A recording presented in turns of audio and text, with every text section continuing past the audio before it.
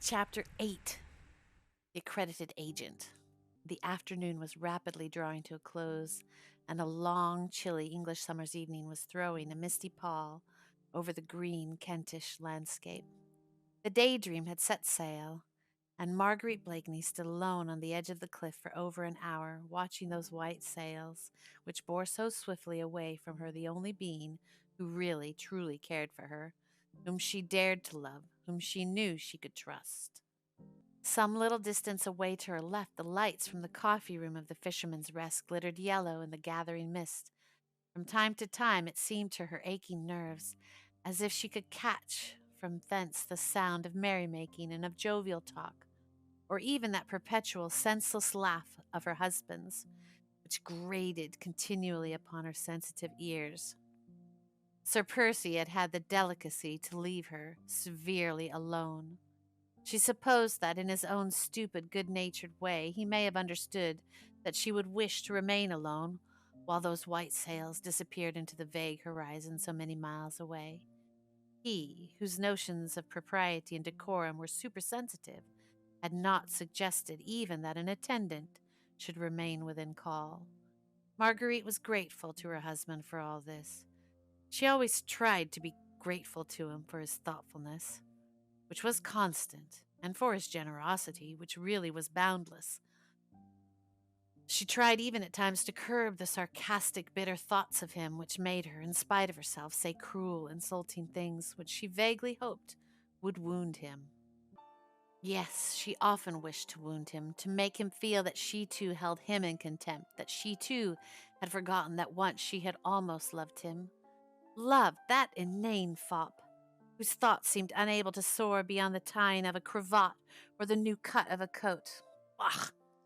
Yet, vague memories that were sweet and ardent and attuned to this calm summer's evening wafted back to her memory on the invisible wings of the light sea breeze, the time when first he worshipped her. He seemed so devoted, a very slave. There was a certain latent intensity in that love which had fascinated her. Then suddenly that love, that devotion which throughout his courtship she had looked upon as the slavish fidelity of a dog, seemed to vanish completely. 24 hours after the simple little ceremony at old Saint Roch, she had told him the story of how, inadvertently, she had spoken of certain matters connected with the Marquis de Saint-Cyr before some men, her friends, who had used this information against the unfortunate Marquis and sent him and his entire family to the guillotine. She hated the Marquis. Years ago, Armand, her dear brother, had loved Angèle de Saint-Cyr, but Saint-Just was a plebeian, and the Marquis full of the pride and arrogant prejudices of his caste. One day, Armand, the respectful, timid lover, ventured on sending a small poem, enthusiastic, ardent, passionate, to the idol of his dreams. The next night, he was waylaid just outside Paris by the valet of the Marquis de Saint-Cyr, and ignominiously thrashed like a dog within an inch of his life, because he had dared to raise his eyes to the daughter of the aristocrat. The incident was one which in those days, some 2 years before the Great Revolution began, was of almost daily occurrence in France. Incidents of that type, in fact, led to the bloody reprisals, which a few years later sent most of those haughty heads to the guillotine. Marguerite remembered it all. What her brother must have suffered in his manhood, and his pride must have been appalling. What she suffered through him and with him she never attempted even to analyze. Then the day of retribution came. Saint-Cyr and his kind had found their masters in those same plebeians whom they had despised. Armand and Marguerite, both intellectual thinking beings, adopted with the enthusiasm of their years the utopian doctrines of the Revolution, while the Marquis de Saint-Cyr and his family fought inch by inch for the retention of those privileges which had placed them socially above their fellow men. Marguerite, impulsive, thoughtless, not calculating the purport of her words, still smarting under the terrible insult her brother had suffered at the Marquis's hands, happened to hear, amongst her own coterie of friends that the Saint Cyr were in treasonable correspondence with Austria, hoping to obtain the emperor's support to quell the growing revolution in their own country. In those days, one denunciation was sufficient. Marguerite's few thoughtless words anent the Marquis de Saint Cyr bore fruit within 24 hours. He was arrested. His papers were searched. Letters from the Austrian emperor promising to send troops against the Paris populace were found in his desk. He was arraigned for treason against the nation and sent to the guillotine, whilst his family, his wife, his sons, shared this awful fate. Marguerite, horrified at the terrible consequences of her own thoughtlessness, was powerless to save to save the Marquis. Her own coterie, the leaders of the revolutionary movement, all proclaimed her as a heroine, and when she married Sir Percy Blakeney, she did not perhaps altogether realize how severely he would look upon the sin which she had so inadvertently committed, and it still lay heavily upon her soul. She made full confession of it to her husband, trusting to his blind love for her, her boundless power over him, to soon make him forget what might have sounded unpleasant to an English ear. Certainly at the moment he seemed to take it very quietly. Hardly, in fact, did he appear to understand the meaning of all she said. But what was more certain still was that never after that she could detect the slightest sign of that love which she once believed had been wholly hers. Now they had drifted quite apart, and Sir Percy seemed to have laid aside his love for her, as he would an ill-fitting glove. She tried to rouse him by sharpening her ready wit against his dull intellect, endeavored to excite his jealousy, if she could not rouse his love, tried to goad him to self-assertion, but all in vain. He remained the same, always passive, drawling, sleepy, always courteous, invariably a gentleman. She had all that the world and a wealthy husband can give to a pretty woman, yet on this beautiful summer's evening, with the white sails of the Daydream finely hidden by the evening shadows, she felt more lonely than that poor tramp who plodded his way wearily along the rugged cliffs. With another heavy sigh, Marguerite Blakeney turned her back upon the sea and cliffs and walked slowly back towards the Fisherman's Rest. As she drew near, the sound of revelry, of gay, jovial laughter grew louder and more distinct.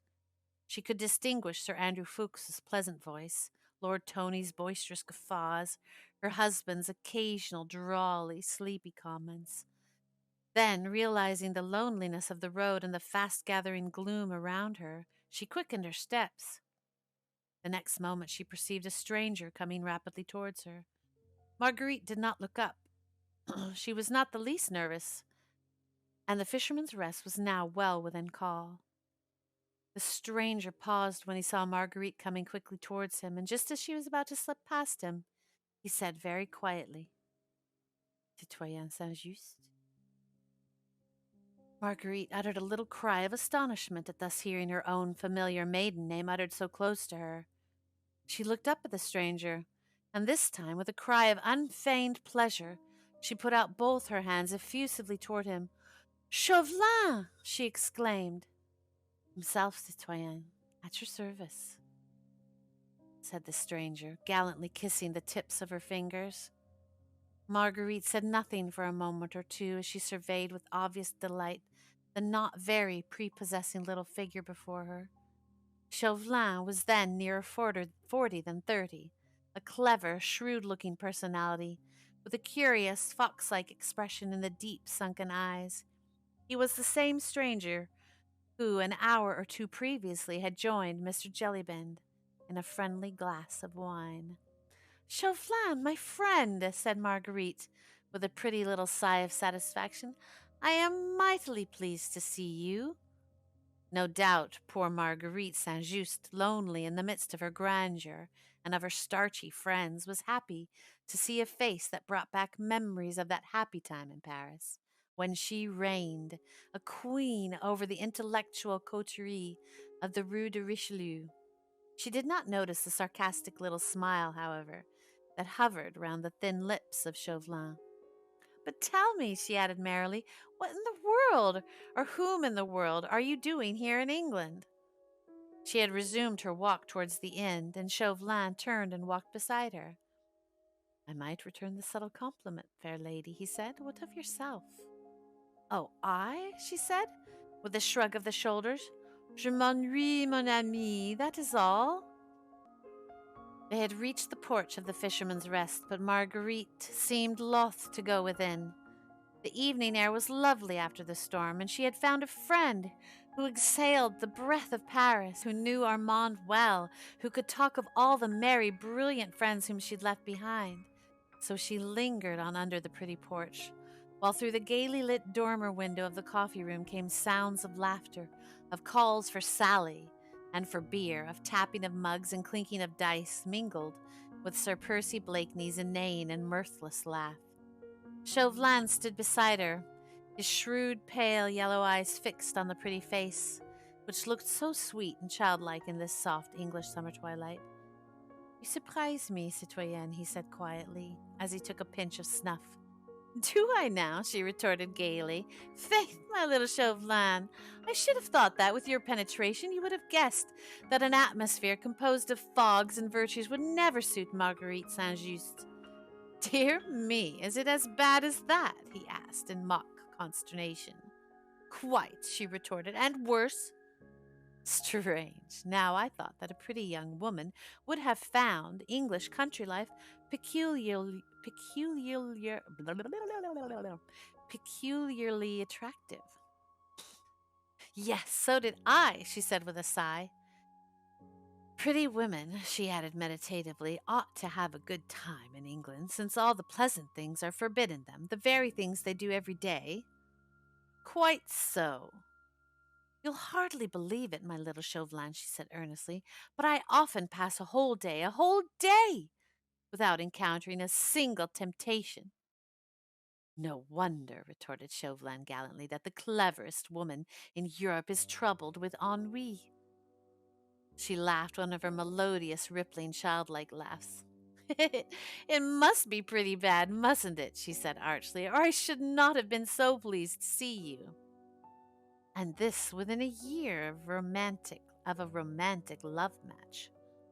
Yes, a year of a romantic love match. That's just the difficulty. Ah, that idyllic folly, said Chauvelin with quiet sarcasm, did not then survive the lapse of weeks? Idyllic follies never last, my little Chauvelin. They come upon us like the measles, and are as easily cured. Chauvelin took another pinch of snuff. He seemed very much addicted to that pernicious habit, so prevalent in those days. Perhaps, too, he found the taking of snuff a convenient veil for disguising the quick, shrewd glances with which he strove to read the very souls of those with whom he came in contact. No wonder, he repeated, with the same gallantry, that the most active brain in Europe is troubled with ennui. I was in hopes that you had a prescription against the malady, my little Chauvelin. How can I hope to succeed in that which Sir Percy Blakeney has failed to accomplish? Shall we leave Sir Percy out of the question for the present, my dear friend? She said dryly. Ah, my dear lady, pardon me, but that is just what we cannot very well do, said Chauvelin, whilst once again his eyes, keen as those of a fox on the alert, darted a quick glance at Marguerite.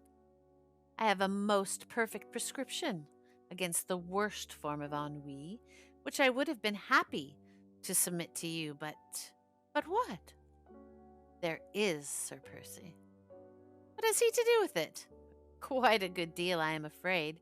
The prescription I would offer, fair lady, is called by a very plebeian name.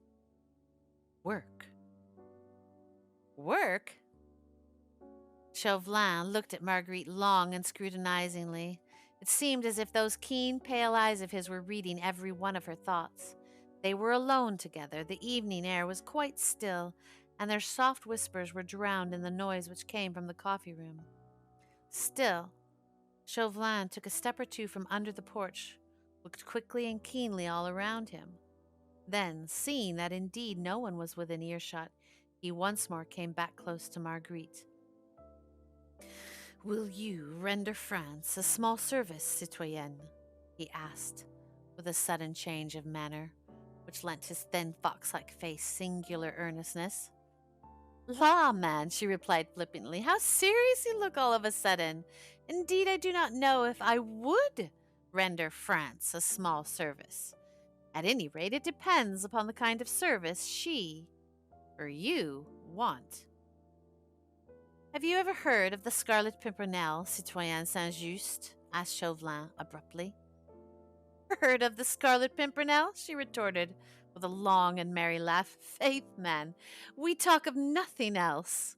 We have hats à la Scarlet Pimpernel. Our horses are called Scarlet Pimpernel. At the Prince of Wales's supper party the other night, we had an oufflé à la Scarlet Pimpernel. Lud, she added gaily. The other day I ordered at my milliner's a blue dress trimmed with green, and bless me if she did not call that à la Scarlet Pimpernel. Chauvelin had not moved while she prattled merrily along.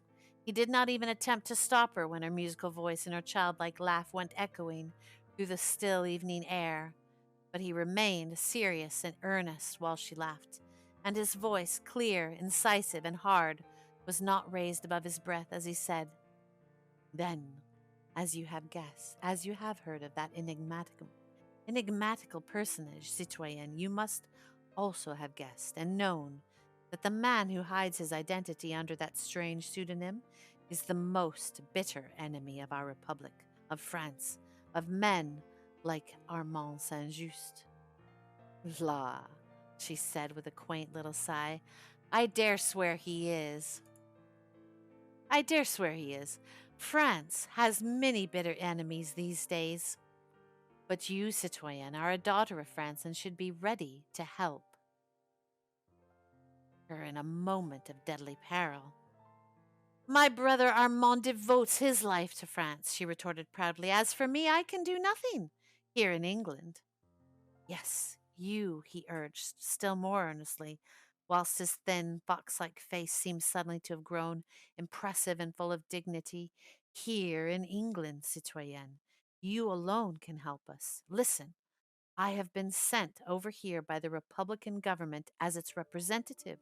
I present my credentials to Mr. Pitt in London tomorrow. One of my duties here is to find out all about this League of the Scarlet Pimpernel, which has become a standing menace to France since it is pledged to help our cursed aristocrats, traitors to their country and enemies of the people, to escape from the just punishment which they deserve. You know as well as I do, citoyenne, that once they are over here, those French émigrés try to rouse public feeling against the Republic. They are ready to join issue with an enemy bold enough to attack France. Now, within the last month, scores of these émigrés, some only suspected of treason, others actually condemned by the Tribunal of Public Safety, have succeeded in crossing the Channel. Their escape in each instance was planned, organized, and effected by this society of young English jackanapes, headed by a man whose brain seems as resourceful as his identity is mysterious. All the most strenuous efforts on the part of my spies have failed to discover who he is, whilst the others are the hands. He is the head. Who beneath this strange anonymity calmly works at the destruction of France? I mean to strike at that head. And for this I want your help. Through him afterwards I can reach the rest of the gang. He is a young buck in English society. Of that I am sure. Find that man for me, citoyenne, he urged. Find him for France. Marguerite had listened to Chauvelin's impassioned speech without uttering a word, scarce making a movement, hardly daring to breathe. She had told him before that this mysterious hero of romance was the talk of the smart set to which she belonged. Already before this, her heart and her imagination had been stirred by the thought of the brave man, who, unknown to fame, had rescued hundreds of lives from a terrible, often unmerciful fate. She had but little real sympathy with those haughty French aristocrats, insolent in their pride of caste, of whom the Comtesse de Tournay de Basserive was so typical an example. But Republican and liberal minded though she was from principle, she hated and loathed the methods which the young republic had chosen for establishing itself. She had not been in Paris for some months. The horrors and bloodshed of the Reign of Terror, culminating in the September massacres, had only come across the Channel to her as a faint echo. Robespierre, Danton, Marat, she had not known in their new guise of bloody justiciaries, merciless wielders of the guillotine. Her very soul recoiled in horror from these excesses to which she feared her brother Armand, moderate Republican as he was, might become one day the Holocaust. Then, when first she heard of this band of young English enthusiasts who, for sheer love of their fellow men, dragged women and children, old and young men, from a horrible death, her heart had glowed with pride for them. And now, as Chauvelin spoke, her very soul went out to the gallant and mysterious leader of the reckless little band, who risked his life daily, who gave it so freely and without ostentation for the sake of humanity. Her eyes were moist when Chauvelin had finished speaking. The lace at her bosom rose and fell with her quick, excited breathing. She no longer heard the noise of drinking from the inn. She did not heed her husband's voice or his inane laugh. Her thoughts had gone wandering in search of the mysterious hero. Ah, there was a man she might have loved had he come her way. Everything in him appealed to her romantic imagination, his personality, his strength, his bravery, the loyalty of those who served under him in the same noble cause, and above all, that anonymity which crowned him as if with a halo of romantic glory.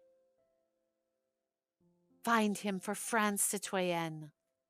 Chauvelin's voice close to her ear roused her from her dreams. The mysterious hero had vanished, and not 20 yards away from her, a man was drinking and laughing, um, to whom she had sworn faith and loyalty. La, man, she said with a return of her assumed flippancy, you are astonishing. Where in the world am I to look for him? You go everywhere, citoyenne, whispered Chauvelin insinuatingly. Lady Blakeney is the pivot of social London, so I am told. You see everything, you hear everything. Easy, my friend, retorted Marguerite, drawing herself up to her full height and looking down, with a slight thought of contempt on the small, thin figure before her. Easy. You seem to forget that there are 6 feet of Sir Percy Blakeney and a long line of ancestors to stand between Lady Blakeney and such a thing as you propose.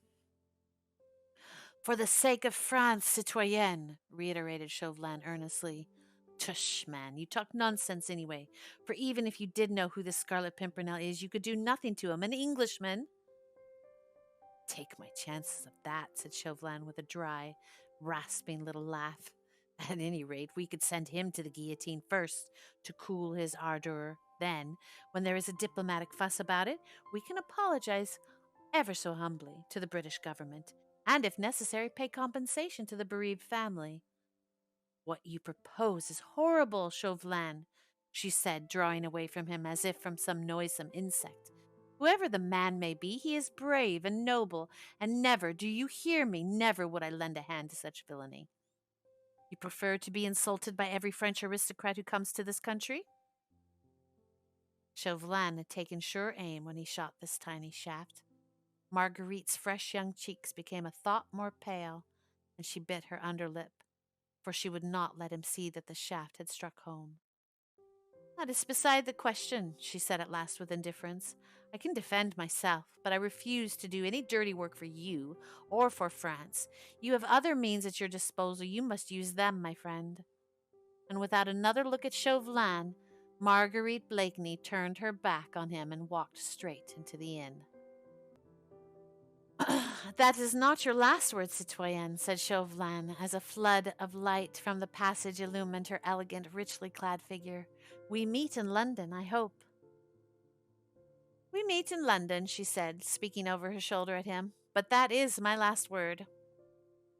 She threw open the coffee room door and disappeared from his view. but he remained under the porch for a moment or two, taking a pinch of snuff. He had received a rebuke and a snub, but his shrewd, fox-like face looked neither abashed nor disappointed. On the contrary, a curious smile, half sarcastic and wholly satisfied, played round the corners of his thin lips.